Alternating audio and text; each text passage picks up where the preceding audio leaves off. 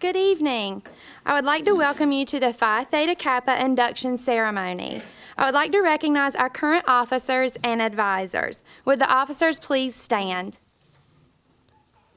President Alex Linnell, Vice President Patricia Rich, Secretary Alicia Heron, and advisors Jeff Parsons and myself, Bridget Myers. Please join with me in thanking these individuals for their work on our behalf this year.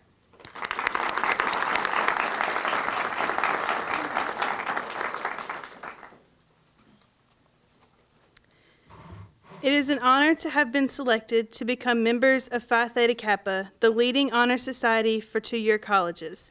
Your membership in this society will indicate to future academic institutions and employers that you are committed to excellence and achievement.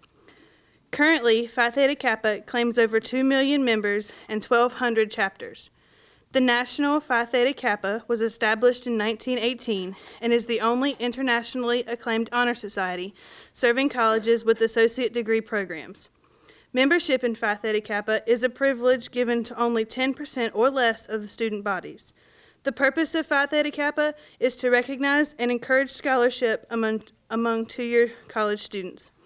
The way to achieve this purpose is to provide opportunity for the development of leadership and service, for an intellectual climate for exchange of ideas and ideals, for lively fellowship for scholars, and for stimulation of interest in continuing academic excellence. You are here to represent the top students here at Stanley Community College.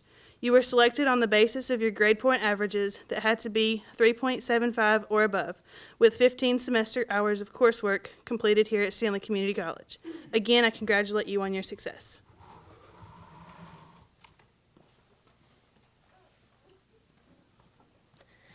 Now I would like to introduce Dr. Brenda Kays, our guest speaker for this evening.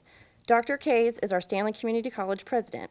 Dr. Kays is also encouraging and supporting our students and seemed to be the most logical choice to congratulate you tonight. Please welcome Dr. Brenda Kays.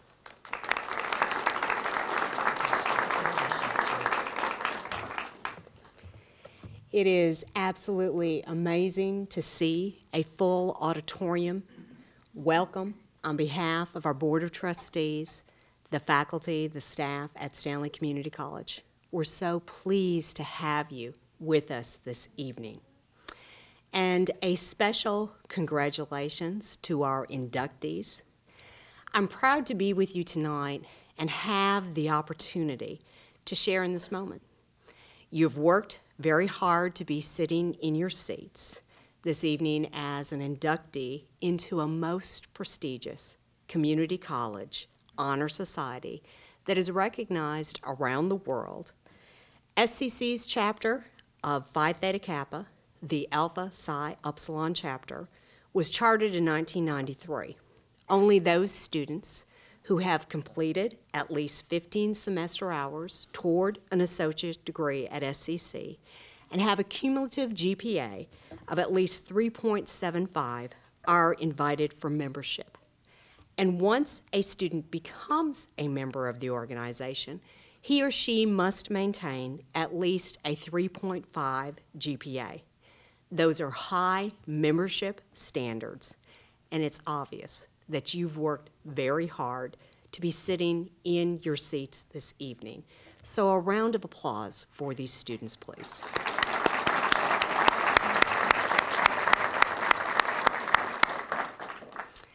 And while you have been introduced to our chapter advisors, Bridget Myers and Jeff Parsons, I'd also like to take a moment to recognize them.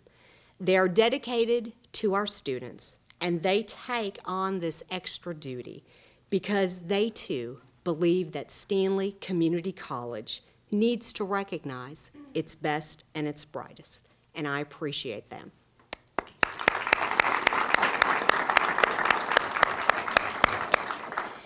My message to you tonight is fairly simplistic. It was actually derived from a story that I heard from Sharon Decker. Now, for those of you that do not recognize the name, Sharon Decker is the new Secretary of Commerce for North Carolina. In fact, it's very interesting because Sharon Decker actually has Albemarle roots. She was born here, and she has gone on to serve in a number of capacities. But I know that as our new Secretary of Commerce, that she's going to be working very hard for all of North Carolina. Well, I was listening to Ms. Decker speak one afternoon, and she related to us all a story about a couple that lived on the eastern coast of North Carolina. And she told us that out on the eastern coast of North Carolina, there's not a lot to do. There's a lot of small towns, and there's not really a lot of entertainment to be had once the sun goes down. So she said it was a Friday night, and there was this couple sitting out in eastern North Carolina on their couch, and they were just kind of watching what was happening on TV that evening. When all of a sudden, the husband turns to the wife, and he says, "If I had 1,000 eyes, I would use every one of them to look at your beautiful face." Wife was a little bit taken aback, but she said, "Oh, that's nice. Thank you, honey." The husband went on to say, "If I had 1,000 ears, I would listen to every melodic word that escaped your lips." Once again, the wife kind of grins and says, "Oh, well, that's a sweet thing to say. Thanks, honey."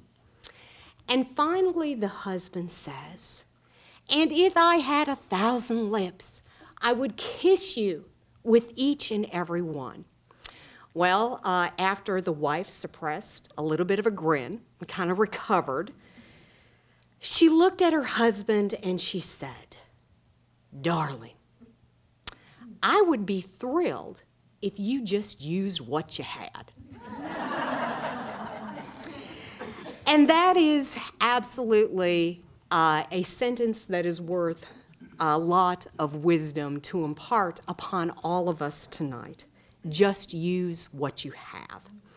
And it's really hard to focus on what we have. Our media constantly bombards us with the message that we aren't good enough or that we don't measure up.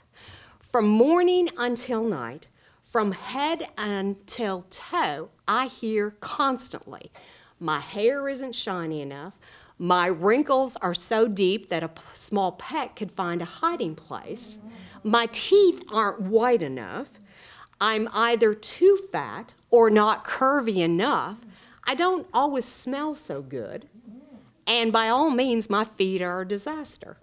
Well, I mean to tell you, I kind of like my feet. But the obvious thing is that when we are tuned into what's happening in our society, what the media has to tell us, we hear those messages that we aren't good enough, that we don't measure up. Last week, I had the opportunity to attend a youth event, and it was a good gathering of the youth in Stanley County, and they were tasked with having to sit down and actually look at a list and pick out what they did well. But then they were asked to circle the things that they didn't do well. And there was this nice pre-typed oath, and on this oath, they had to list all of those things that they circled and didn't do well, and this oath was a pledge that they would continue to work on the things that they didn't do well. And I don't believe that is really the message that we want to send to our youth, nor is it the message that we really want to incorporate for ourselves, because it's not using what we have. I think that we focus too much on our weaknesses and the things that we don't have instead of the things that we do have. I know for a fact that if I asked each of you to define for me your strengths and your weaknesses, most of you would probably have a much harder time listing what your strengths were, but you could easily rattle off your weaknesses. Most of you would probably agree with me when I say we have almost been conditioned by our society to focus on those weaknesses. Well, contrary to popular belief, I think that we should focus on our strengths instead of trying so hard to improve those perceived weaknesses. There's a book that's called Now Discover Your Strengths. And I had the opportunity to read this book. It's by Marcus Buckingham and Donald Clifton. And it really struck a chord with me. Let me tell you what they said. They said that unfortunately most of us have little sense of our talents and our strengths, much less the ability to build our lives around them. Instead, guided by maybe parents, teachers, bosses, and society's fascination with pathology, we have become experts in our weaknesses, and we spend our lives trying to repair these flaws while our strengths lie dormant and neglected. They contend that if we put the time and the effort into improving our strengths, that we would see the benefits come back to us tenfold. If we are really good at something, with effort, we can become phenomenal at that trait or characteristic. If we don't do something well, will all the time and effort that we put into improving that particular area pay off? It's really a gamble. And the answer is maybe not. We might just always be mediocre. It may not be exactly what we should celebrate as a strength. Or with all that time and effort, we may not improve at all. My message tonight isn't that if you aren't good at a particular subject, that you don't have to try to pass that class or meet that requirement. But what I am saying is that if you aren't particularly good at or you don't particularly like a certain subject, that is okay. But you probably should not make your life's work at it. If you can, move forward, work hard, pass the class. But I'll relate it back to my own life. I cannot parallel park to save my life, okay? But I am not out practicing each and every night to parallel park. I did it once so I could pass the test, but other than that, I'll just find another place to park. If you aren't particularly good at English, then don't try to become Emily Dickinson. Instead, concentrate on your math passion. Hone those skills to be all that you can be, whether it's the next Einstein or Jeff Parsons or Bridget Myers. That's being you. That's using what you have, and that will take you to all of great things, better things to come than what we are even celebrating tonight. Get better at your strengths and you will go far, and then you can hire those people who excel in areas that you don't to work for you.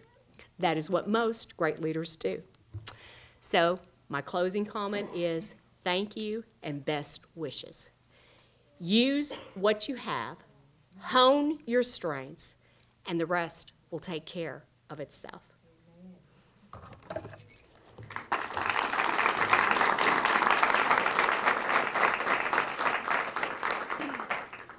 Thank you, Dr. Case. We will now begin our induction ceremony.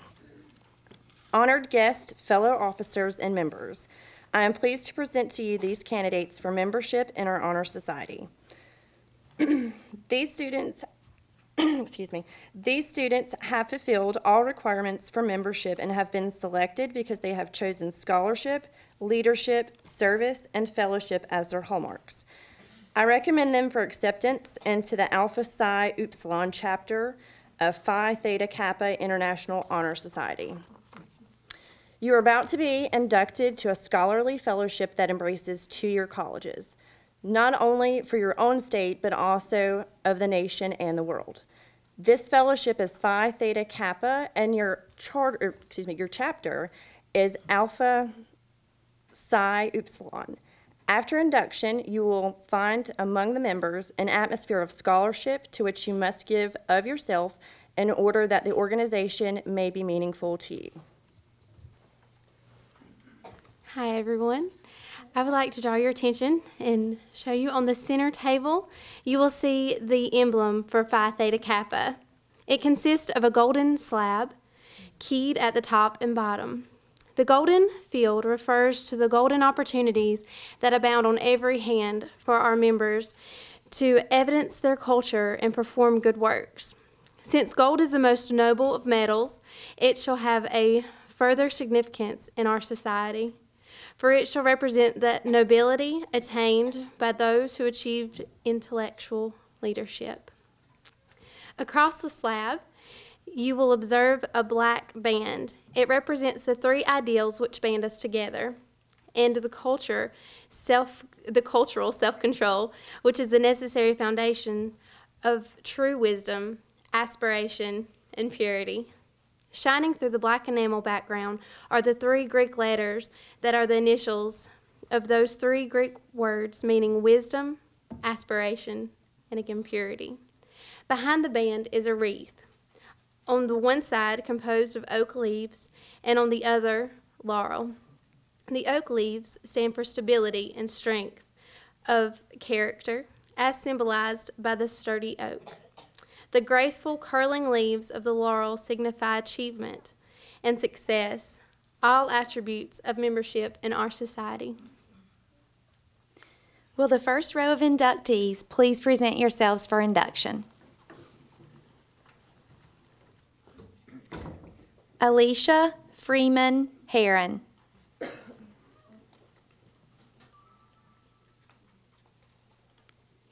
Patricia Rich.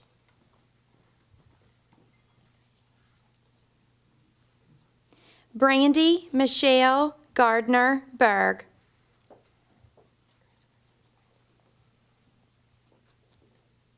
Chris Brayley.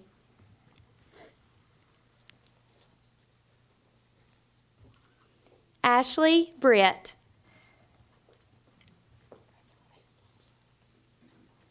Mark Vincent Kalma Kanadog. Sorry.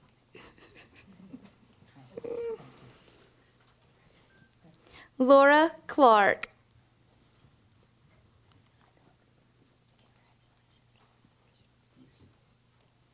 Becca Joanne Creighton.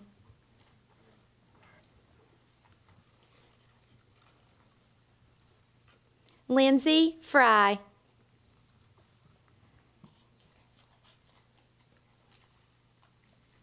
Rihanna Lee Hardis.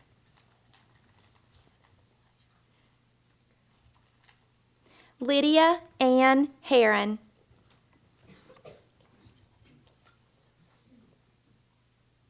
Will the next row of inductees please present yourselves for induction? Yvonne Delane Howard.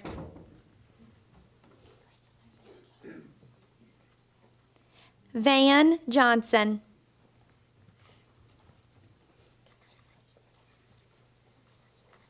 Candace Kinsey.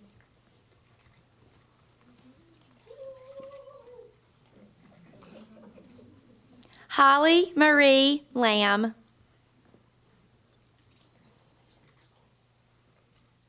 Brittany Lanier.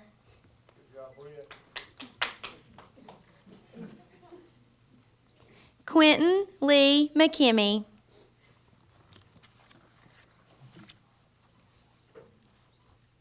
Brandy Joe Newman. Leah Danielle Pack.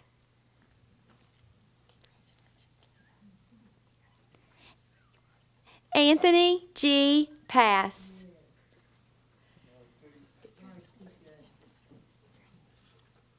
Will the next row present yourselves for induction? Alyssa Patterson.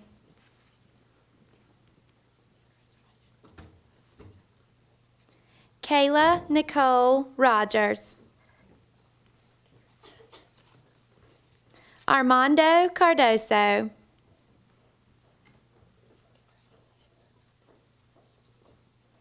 Jana Lynn Sanderson. Donnie Smith.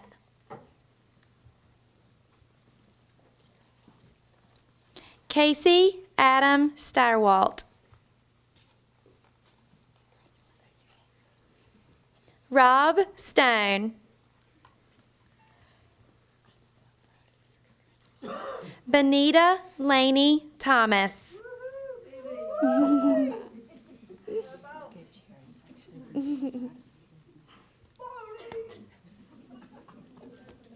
Timothy Wyatt.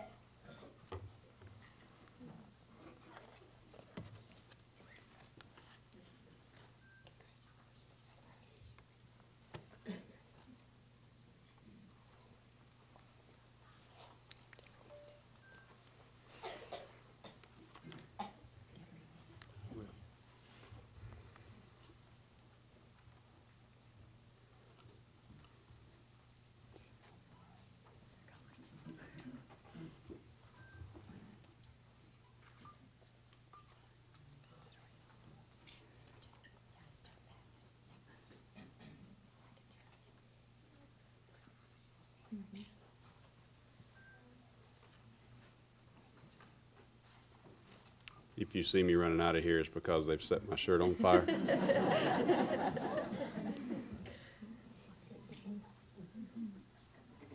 Pressure's on y'all, I'm just saying.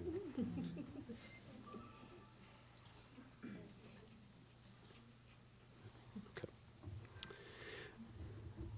According to the Constitution of this organization, the purpose is to foster a spirit of devotion to study and to scholarly ideals among its members.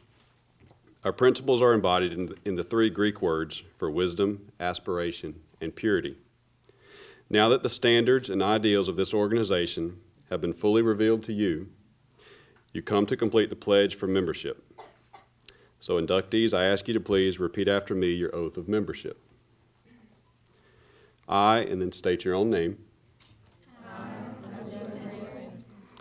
do solemnly promise on this 16th day of April,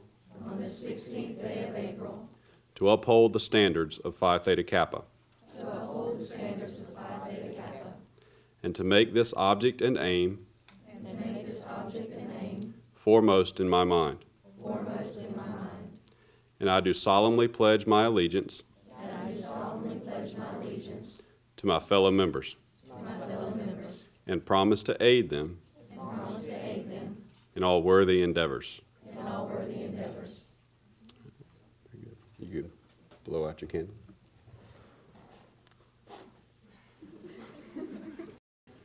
Very good.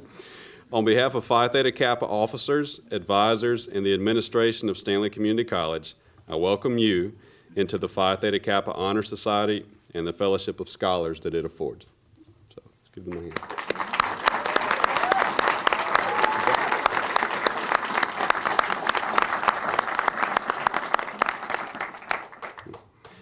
I want to thank you all for coming, and if you would, just please remain seated for the recession.